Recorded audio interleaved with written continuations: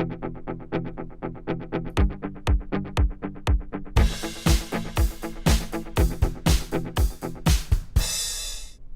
and welcome to another Driven Catalyst live stream. Fingers crossed that intro went off without a hitch. I'm going to check later though.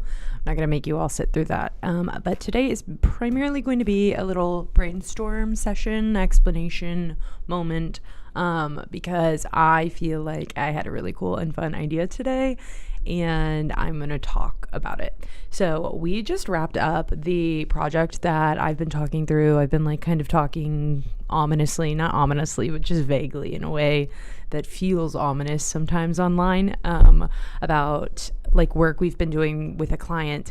And I feel like that opened a lot of idea doors in terms of that just being a different workflow, me collaborating with I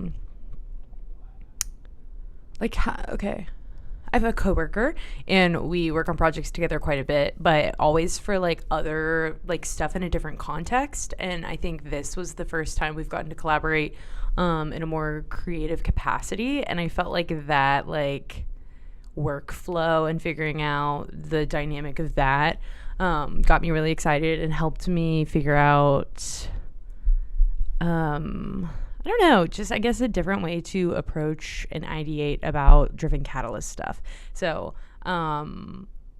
he'd already been working on another project that was basically going to be without spoiling anything, he's insane, so good, talented at at Cinema 4D. 3D stuff that if I even almost tried to work on, I have tried to work on to mock things up as to try and storyboard before our meetings, and it blows me away. It's an insane level of specificity, and I just can't even wrap my head around the platform still. But he is a savant at this point about it, with it, in my opinion. It blows me away. So cool. And then in the recent projects we've worked on, the figuring out different render styles to use has just been so helpful. And he's an artist himself and has done really cool, all of our locked the animated app, all of that artwork is done by him. So he can draw himself too, right? But in addition to that skill, they're the two skills now are being used in tandem to set up a scene and use lighting and proportions and everything, getting that all set up and then drawing with it. So I don't know, we've just gotten in the hang of that and the flow of it. And then I kind of do final changing colors, whatever, stylizing things, which is really fun for me too. I like doing the font work and the stylization, and I don't know, I think our graphic design tastes are very, very compatible, and I feel like it's all very compatible with the Driven Catalyst rebrand. So what we do have, I feel is a lot of graphic design muscle on the team, and what we hope to have but less so have currently. We're in a stint of time where we have we've had a lot of ideas very similar to the Almost Funny Enough sketches, stuff like that, and we don't have the production time or muscle necessarily. We don't have the people to be making these things, or we don't have people. We have the people. We don't have compatible availability sometimes. And so we have kind of had a project that he's been doing CGI work almost. We've been toe dipping in CGI stuff, but kind of after this last client project went through, and he figured out some cell shading stuff on that project, it looked so awesome that I was like, okay, we have the technology basically to put together really, really cool storyboards And that'll obviously be helpful and cool pre-production work for when we do film and create the actual like sketch idea. But in the meantime, I love the idea of putting out comic strips, like cell shaded comic strips. And so again, it like uses that, having it all set up and lit and rendered, and it looks cool and stylized a certain way. And then he's figured out how to like flatten it down so it's only like coloring book style colored. And then I also would love to go back in and like kind of give it a flat like retro style comic book color look. We play with like the color halftones a lot. Like I love, if you cannot tell by my little live stream bug, I love paper. I love things that look real. Like we are in such a digital space. This is a software and app development company. But I like marrying the two things. I like the idea that Driven Catalyst is solving real world problems. It's like the paper is almost the tangible representation of that, like real world problems, or it's like real world entertainment. I don't know. Like life is just so real and tangible. And I like that kind of being a part of the visual schema. So, because also at the end of the day, like I can sit here and talk, and the reason I feel motivated to do it this way visually, because I think also it's just cool. I think like a huge part of this rebrand has been like looking at both, knowing what we have in terms of what all of the different media properties have in common, the sense of humor behind it all, the sense of logic behind it all. It all kind of coincided with I always say dad, but because like the lived reality is like both my bosses are dads. But just really kind of the retro cool, I don't know. I always want to use branded language to give you a good feel for everything. But it really does all boil down to the example I always use is we're all wearing mom jeans and dad shoes, right? Or like my favorite pair of shorts are the dad shorts is the name of the cut, right? So it's like trendy. It's cool. That's like what's going on is this sense of retroness. Retroness doesn't feel like a word. And similarly to the idea that like, I like the look of paper stuff. I think like I think that's trendy too. I think we did a whole digital era.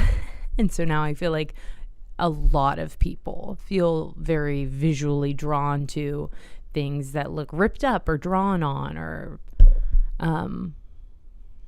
just like kind of real and messy and cool. And I feel like that also like real messy and cool is what we aim to do here at Driven Catalyst a little bit too, I think. And so I just am obsessed with the idea that this could be something that gets us going, gets us moving, and helps us circumvent one of the like sort of not the single point failure, but at the end of the day, like if time is a huge obstacle, a way to this is just, it feels like the perfect way around it. It feels productive because it is pre-production storyboarding, but it feels instead of like, ooh, secret, like you don't want to see the storyboard, it feels like a way to make something that's postable.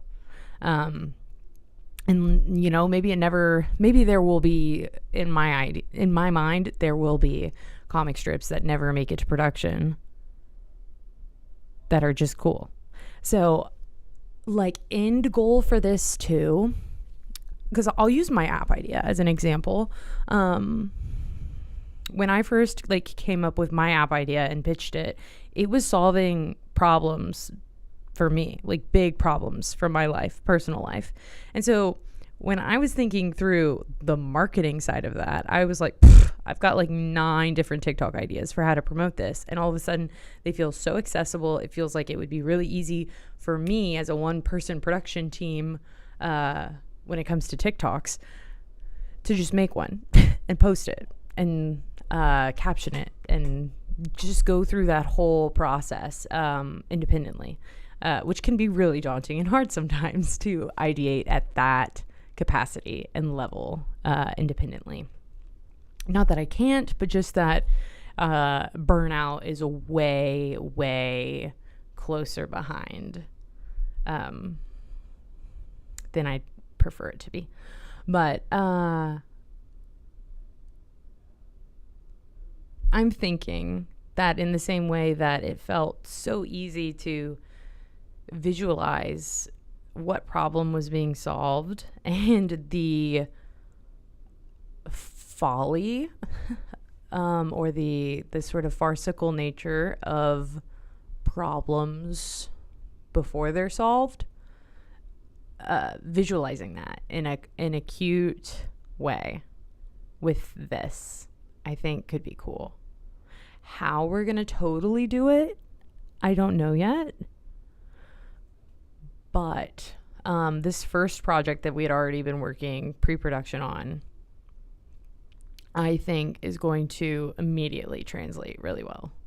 So I'm pretty stoked. We're at the stage where I have handed over the idea to the talent, like the person who actually is going to make something really, really cool of it. And so I'm just excited to like meet with him next and see what he's done, and then kind of keep workshopping this idea. And then I meet with one of my bosses tomorrow too. So is that meeting canceled? Let me check. We're at the time of year where school is starting and all sorts of stuff is happening. So I don't know. Oh yes, I don't think I do. Okay. So I'll use that time to further along this idea so that I have more to show when we do meet. But yeah, I'm like pretty excited about this idea, and I'm hoping it's cool and fun. The name of this video is I came up with a cool and fun idea. I think it's going to be cool and fun, and I'm hoping that this workflow of, okay, to generate these little comic strips, the royal you, but really it's me. I'm going to have a good grasp of the actual problem, what problem's being solved, and playing with hyperbole of like how things could really, things like that. Or I need to, okay, so let's talk through it. We have time. Let's talk through it with Reflow and with Hack Arcade. So Reflow solves the problem of like, it's like a holographic message sender. You can send holographic messages at Snapchat, but you can see it in the room with you using AR.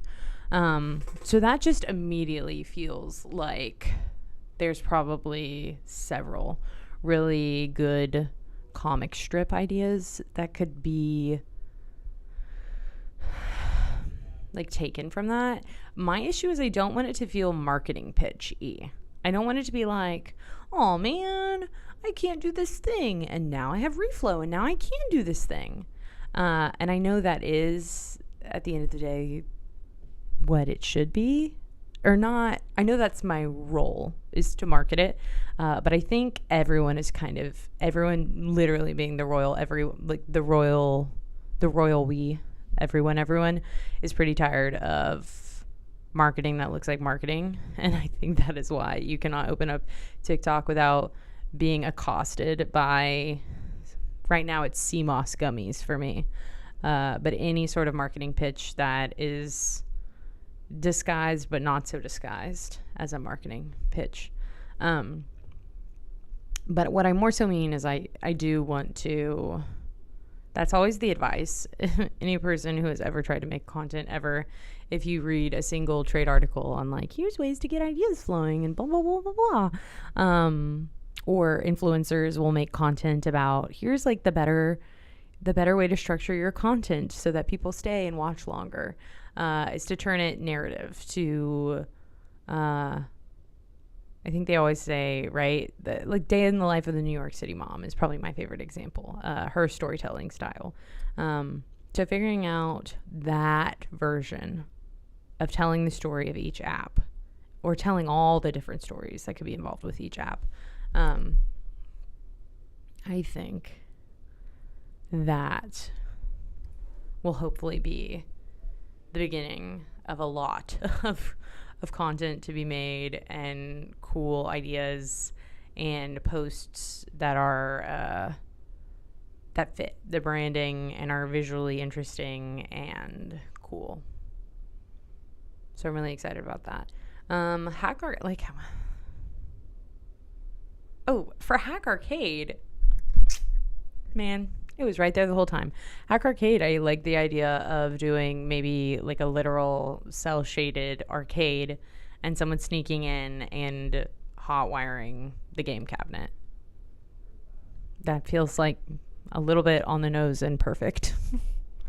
I feel like there could also be one where, let's see, I don't know. Oh, that's another one where it could then just be a series of hot wiring all sorts of stuff, like your refrigerator. You hot wire your refrigerator and more groceries appear. All sorts of stuff. Yeah, I like the idea of it just becoming sort of a cutesy, funny, human interest storytelling format that fits the branding of Driven Catalyst and connects to one of our some things, where it connects with the sense of humor at the heart of everything. I think this is going to be cool. But I think, like I said, I'm just repeating myself at this point, so I should wrap it up. But we already are working on, I think, the perfect use case and pitch idea for what this could be. And so I'm feeling pretty solid about that, and I'm excited. And I'll keep y'all updated, I guess, on whether or not this turns into anything. But I found this really cool. It's Calvin and Hobbesy. It's called the Flibberties, but I don't know nothing about it. But I would say it's a good example of the level of color scheme going on. Like if I look at it, we've got like 1, 2, 3, 4, 5, 6, 7 colors per little frame, like comic frame, and they all fit the same color scheme.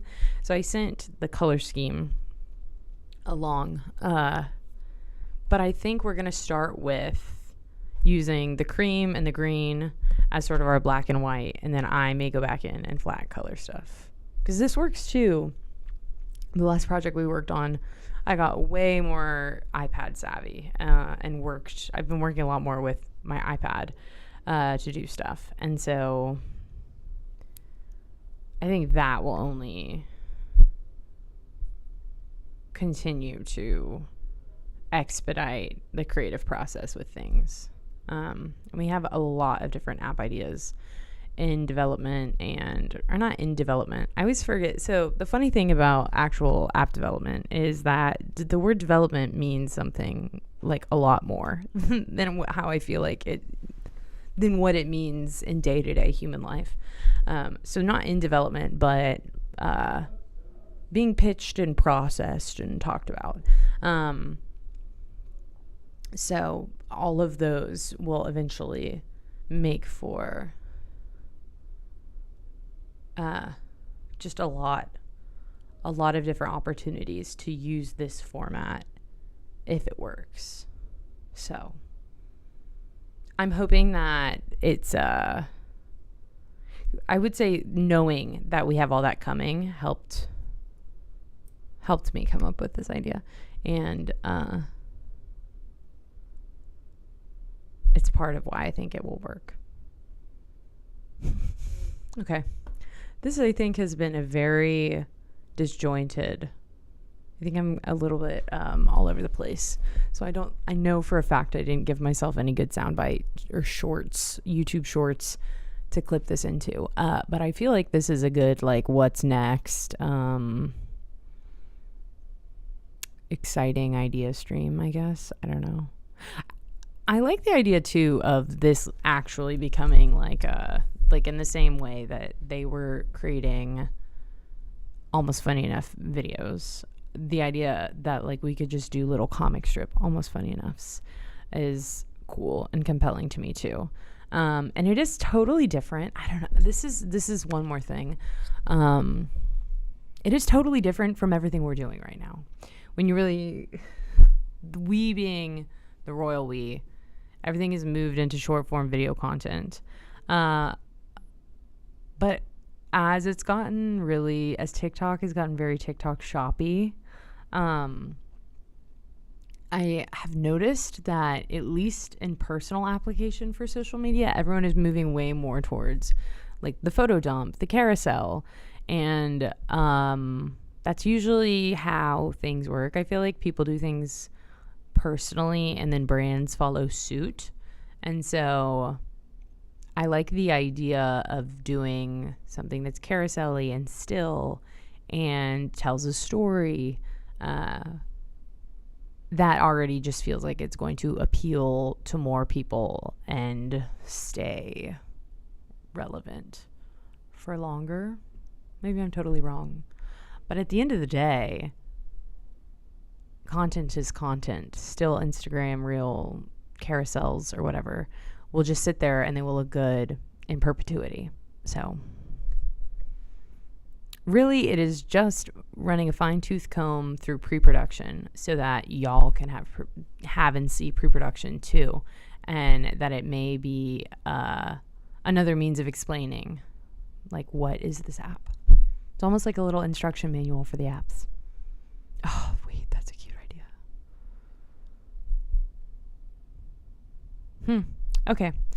Well, we're going to wrap this up because I have been talking for too long, and to what end?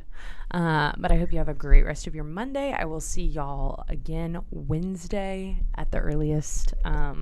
We're doing an every other day live stream. And then I'll tell y'all what. I know for a fact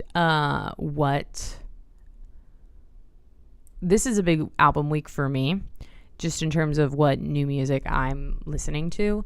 And I think New Music Friday is going to more likely be me talking about the new Hayley Williams album or songs that just dropped. They're all like singles. I've been listening my way through it today, but I know I just have like a lot of new releases this week that I care about. And so I'm just going to go ahead and plan ahead to not be new with it, right? So like we're not going to do it came out Thursday night, I'm talking about it Friday release. Unless like a smaller artist, unless I find one randomly on album of the day that I really want to hit and talk about. Otherwise, I think plan for New Music Friday to be about the Hayley Williams album or singles that just came out, because I've been listening to them and I have really been loving them. No big surprise, it's Hayley Williams, but yeah, that feels like the fun thing to talk about. So I'll see y'all again Wednesday. To be announced what that will be about. And then again on Friday. I'm playing for Hayley Williams. Listen to it in the meantime. Why don't you?